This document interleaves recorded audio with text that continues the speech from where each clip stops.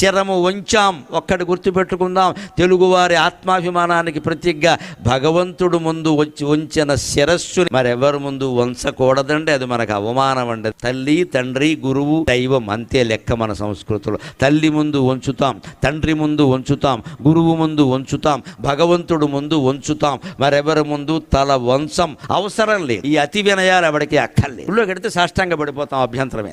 దేవుడి చేతి దెబ్బలు తిన్నామంటే ఎంత పుణ్యం అంటే ఇంకెక్కడ దెబ్బలు తినే అవకాశం రాదు, అవసరం రాదు. ఆయన కాపాడుకుంటాం. తప్పులు ఒప్పులు అన్ని క్షమించమని అడిగా. ఏమో చేసిన తప్పు ఒప్పు మనకు తెలుసా? ఆయనకి తెలుసు. ఊళ్ళో వాడు మన కొడతాడని భయపడతాం కానీ దేవుడి దగ్గర ఎందుకంటే భయపడ్డా. అందుకని ప్రహ్లాదులో చెబుతున్నాడు, శరీరం ఉన్నది ఎందుకు, నాలుక ఉన్నది ఎందుకు, భగవంతుడిని కీర్తించడానికి. అడ్డమైన వాళ్ళని ఎలా పొగుడుతామండి?